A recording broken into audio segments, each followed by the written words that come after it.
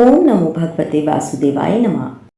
हमारे channel spiritual pathway पर आप सबका बहुत बहुत स्वागत है।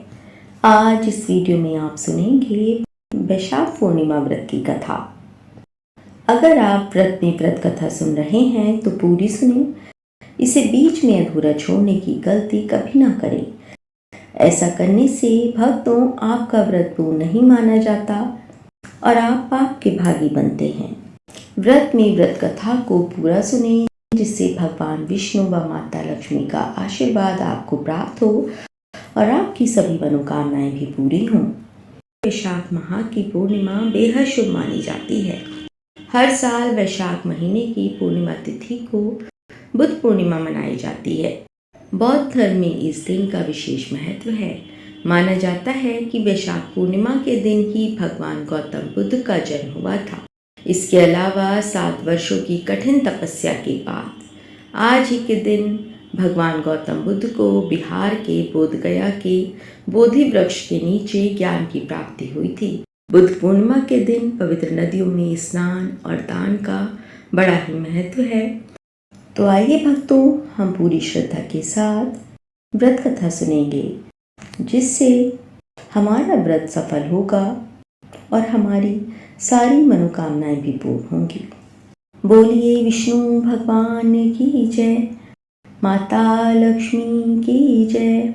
काशीपुर नगर के एक गरीब ब्राह्मण को भिक्षा मांगते देखकर भगवान विष्णु जी ने स्वयं ही एक बूढ़े ब्राह्मण का रूप धरकर उस निर्धन ब्राह्मण के पास गए और कहने लगे, हे विप्र, श्री सत्यनारायण भगवान मनोवांछित फल देने वाले हैं। तुम उनका व्रत पूजन करो, जिसे करने से मनुष्य सब प्रकार के दुखों से मुक्त हो जाता है। इस व्रत में उपवास का भी अपना महत्व है, किंतु उपवास का अर्थ मात्र भोजन न लेना ही नहीं समझना चाहिए। उपवास के समय हृदय में ये धारणा होनी चाहिए कि आज श्री सत्यनारायण भगवान हमारे पास ही विराजमान है। अतः अंदर व बाहर शुद्धता बनाए रखनी चाहिए और श्रद्धा विश्वास पूर्वक भगवान का पूजन कर उनकी मंगलमयी कथा का श्रवण करना चाहिए। श्री सत्यनारायण भगवान की कथा बताती है कि व्रत पूजन करना मानव मात्र का समान अधिकार है। चाहे वह निर्धन, धनवान, राजा हो या व्यवसायी, ब्राह्मण हो या अन्य कोई वर्ग हो, स्त्री हो या पुरुष हो। यही स्पष्ट करने के लिए इस कथा में निर्धन ब्राह्मण, गरीब लकड़हारा, राजा उल्कामुख, धनवान व्यवसायी, साधु वैश्य, उसकी पत्नी लीलावती, पुत्री कलावती, राजा तुंगध्वज एवं गोपकरों की कथा का समावेश किया गया है।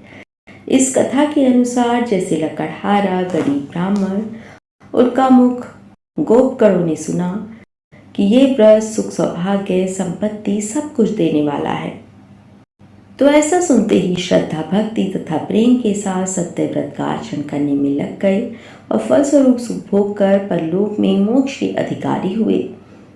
एक साधु वैश्य ने भी यही प्रसंग राजा उल्कामुख से सुना, किंतु उसका विश्वास अधूरा था और श्रद्धा में कमी होने के कारण उसने मन में प्रण लिया कि संतान प्राप्ति पर सत्य व्रत पूजन करूंगा। समय बीतने पर उसके घर एक सुंदर कन्या ने जन्म लिया। पत्नी ने व्रत की याद दिलाई तो उसने कहा कि कन्या के विवाह के समय करूंगा। समय आने पर कन्या का विवाह भी हो गया, किंतु उस वैश्य ने व्रत नहीं किया। वह अपने दामाद को लेकर व्यापार के लिए चला गया।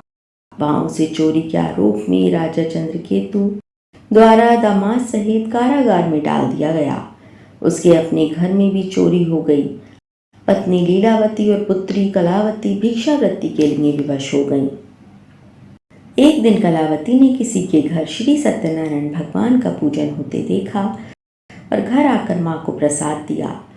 तब मां ने अगले दिन श्रद्धा से व्रत पूजन कर भगवान से पति और दामाद के शीघ्र वापस आने का वरदान मांगा।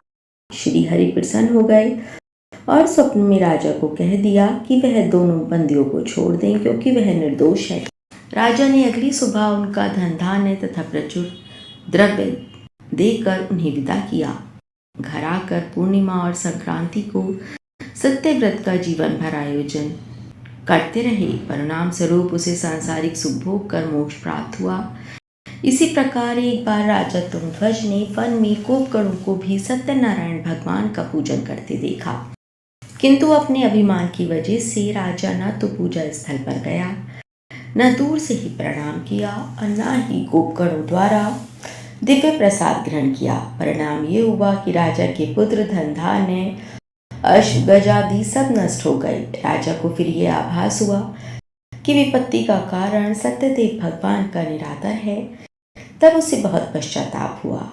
वह तुरंत वन में गया और गोपगणों को बुलाकर उनसे सत्यनारायण भगवान की पूजा विधि पूछी और बाद में पूजा की।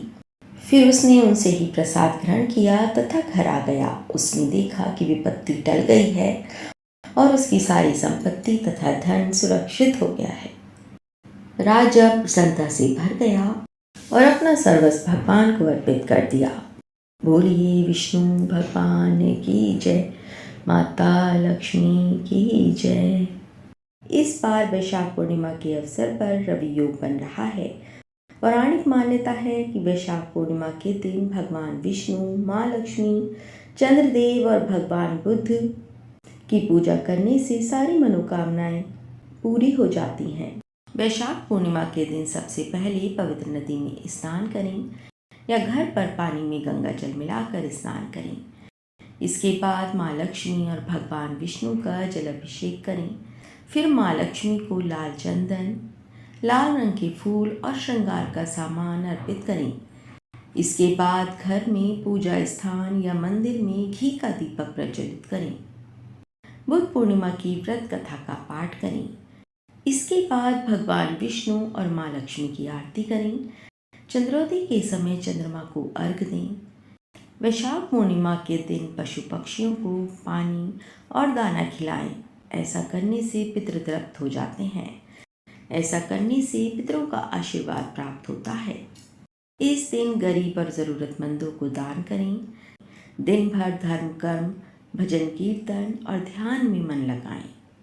बुद्ध पूर्णिमा के दिन पवित्र नदियों में स्नान और दान का बड़ा ही महत्व है। वैशाख पूर्णिमा के दिन चंद्रदेव को अर्घ्य देने की परंपरा है।